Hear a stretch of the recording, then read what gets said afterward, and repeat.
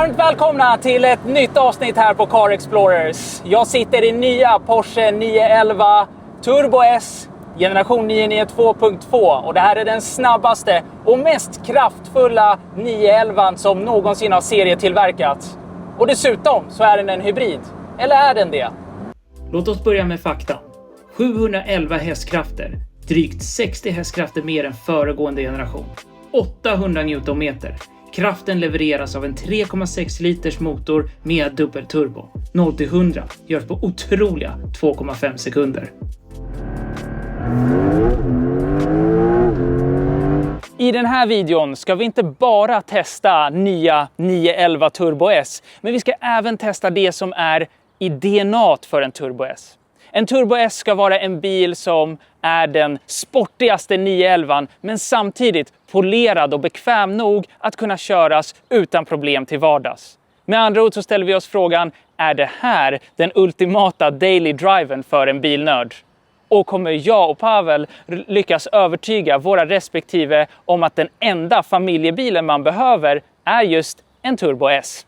Ja, det och mycket mer kommer ni få se i denna video. Så med dessa ord så säger vi, häng med oss på denna provkörning för att se vad vi tycker om nya Porsche 911 Turbo S.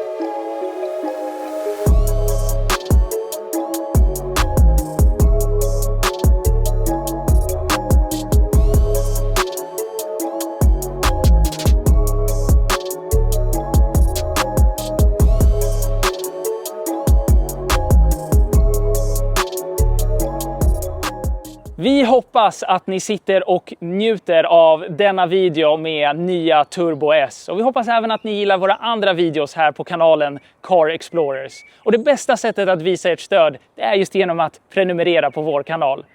Och på så sätt missar ni heller inte när vi släpper nytt material.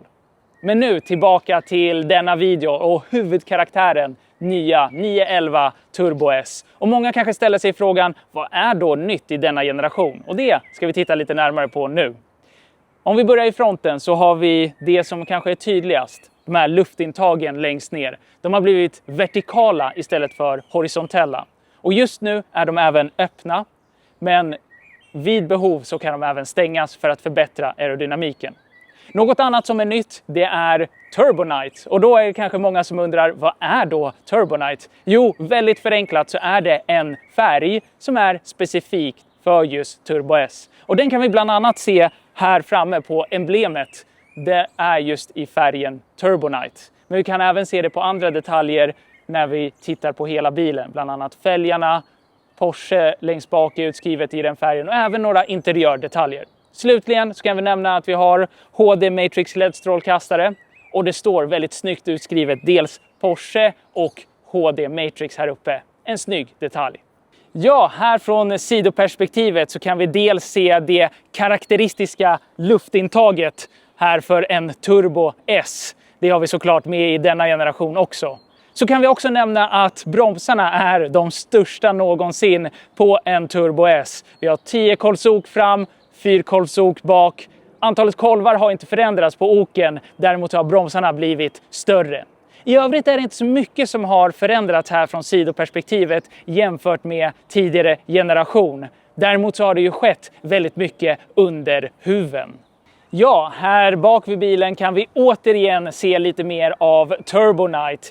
Det är nämligen Porsche är ju utskrivet i färgen Turbonite och även Turbo S är det också. Det som är nytt jämfört med föregående generation utöver det är ändrören. De har fått en lite rektangulär design, men det går att konfigurera med de vanliga, om vi kan kalla det så, ändrören som är lite mer runda eller ovala skulle jag vilja säga. Även diffusorn har en lite annorlunda design jämfört med föregående generation. Men om jag bara tar ett steg åt sidan och tittar på den här bilen och beundrar den lite för bredden, för den nya diffusorn, för ändrören. Det är inget mindre än ett mästerverk. Den ser faktiskt otroligt bra ut. Och det är så vi sammanfattar den här genomgången av bilen på utsidan. Innan vi hoppar in i bilen och kör iväg så kanske vi ska reda ut det en gång för alla. Är det här en hybrid? Eller vad menar man egentligen när man säger att nya Turbo S är en hybrid? Jo, väldigt förenklat så är det så här. Den här bilen har 2 stycken turboaggregat och dessa är elektrifierade. Det innebär att man har kraft i princip från start, man har i princip inget turbolag och så kan man regenerera en del av energin. Utöver det så sitter Porsches så kallade T-hybridsystem här som består av ett batteri på 1,9 kWh och en elmotor som en del av växellådan. Och där har ni det, varför man förenklat kallar det för en hybrid. Vi skulle istället vilja säga att man har elektrifierat vissa komponenter och förbättrat den här drivlinan så att prestandan blir ännu bättre, men samtidigt att man inte tappar det som är DNA och grunden och hjärtat, det vill säga förbränningsmotorn. Ja, då har vi hoppat in här i bilen och egentligen finns det inte så jättemycket att berätta om här, men det finns något som vi kan förtydliga om vi säger så. Det är väldigt tydligt att det är en väldigt fin balans mellan form och funktion här i interiören. Men funktion kommer alltid först. Det här är i slutet av dagen en bil som ska köras och den ska köras hårt. Och då måste allt annat här i interiören fungera och lira väl. Så därför har man tillräckligt många knappar på centerkonsolen och de är rätt positionerade. Ratten har extremt bra grepp och är kompakt med paddlarna precis bakom. Ja, allt är precis där man vill ha det. Jag har till och med en väldigt fokuserad mugghållare här också. Finns det någon negativ utveckling här med interiören? Ja, det finns de som säger att start-stopp-knappen istället för ett vred är ett steg bakåt. En digital varvtalsräknare istället för analog. Vi ser, det är mest detaljer som man inte ska fastna på. Det här är en väldigt trevlig och förarorienterad miljö. Ja, men låt oss ändå berätta vad som är nytt här i interiören. Och ja, ni har nog säkert gissat rätt. Ja, det är Turbo Night. För det har vi en del av här inne. Bland annat här på emblemet på ratten. Det är i Turbo Night-färg istället för klassiska guldiga. Vi har en del detaljer här på centerkonsolen och även i dörrpanelen. Men låt oss även ta tillfället i akt att berätta lite mer om våra 3 favoritknappar om man kan säga så. Och ni som kan 911 sedan tidigare, ni kan i princip spola några minuter framåt. Men för alla andra så är det kanske intressant att få höra lite mer om det. Dels har vi ett vred här på ratten där det står Drive Mode. Och det är som det låter för att välja vilket körläge vi vill vara i. Och det användes ganska så frekvent. Därefter så har vi 2 stycken knappar här som är speciellt intressanta. Ett med bilden på 2 stycken ändrör. Och om jag klickar i det, då öppnas spjällen och man hör lite mer av ljudet från Boxer 6. Självklart ska den vara på lite då och då. Och längst till höger har vi en knapp där det står på lite tyskt vis PDCC, Porsche Dynamic Chassis Control. Och det gör att bilen går från att vara en bekväm GT-vagn till att vara en missil som är jätteprecis och jättestabil även på de kurvigaste vägarna.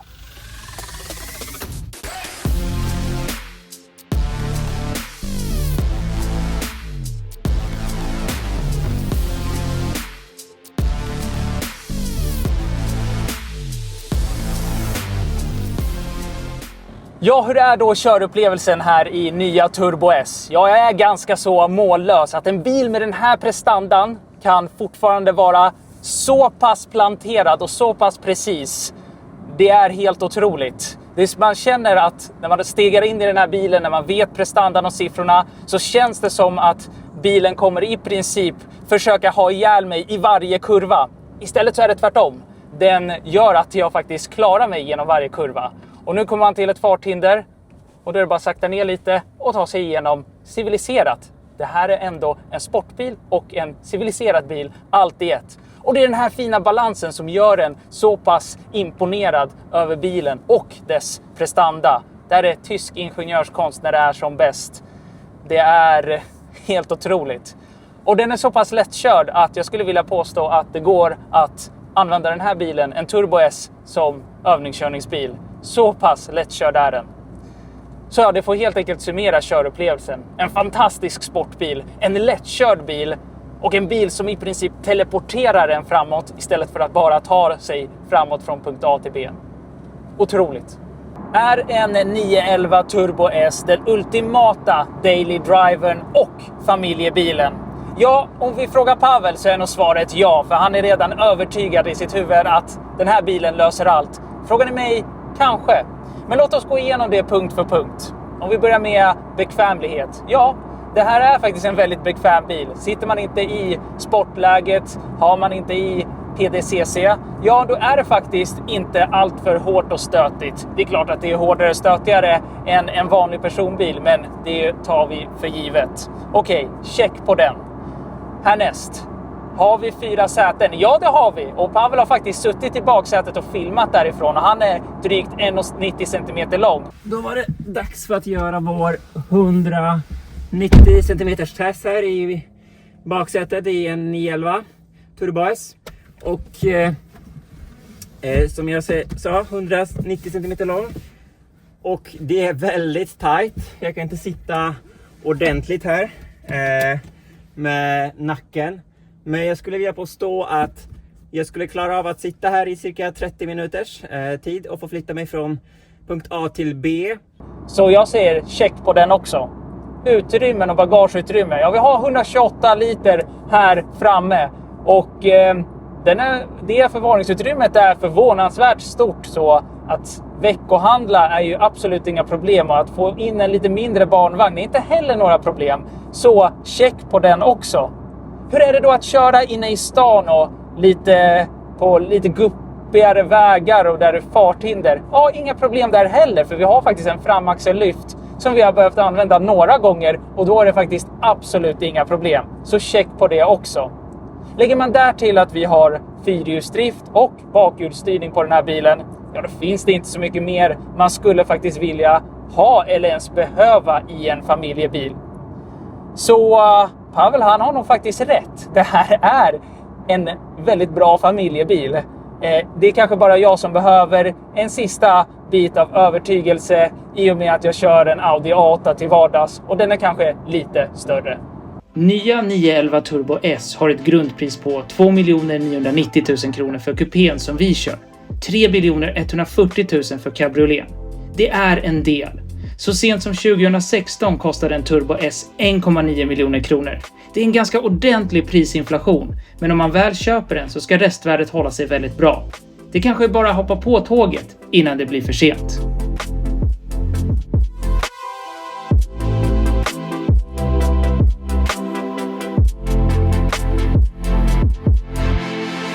Behöver man då lägga så otroligt mycket pengar för att få den ultimata daily drivern eller en rolig sportbil, om vi bara börjar där? Och svaret på den frågan enligt oss är i alla fall både ja och nej. Vill man ha en bil som är så pass kompetent och mångsidig som en Turbo S, ja då finns det inte jättemycket annat att välja på. Och det som finns att välja på, ja det kostar en del det också. Vill man både ha en bil som är prestandamässigt i toppen när det kommer just till sportbilar och samtidigt är en bekväm GT Cruiser, ja, då finns det inte jättemycket att välja. Men om vi tar ett lite bredare perspektiv, ett bredare begrepp som är kanske lite mer diffust, som heter körglädje, ja, då behöver man kanske inte lägga de här pengarna. För man kan få körglädje redan med en Mazda MX-5. Där kan man ha otroligt roligt med en sån bil. Och de kan man få 9 stycken av till priset av en Turbo S. Vill man köra en Porsche? Ja, men ta en bas Carrera. Sådana kan man få nästan 2 stycken av till priset av en Turbo S. Och även där får man väldigt kul. Så vill man ha körglädje? Ja, då behöver man kanske inte betala så mycket pengar. Men vill man ha en mångsidig bil som klarar 2 helt olika saker, att vara sportig och bekväm, ja då får man tyvärr nästan lägga de här pengarna. Det kostar helt enkelt att ligga på topp.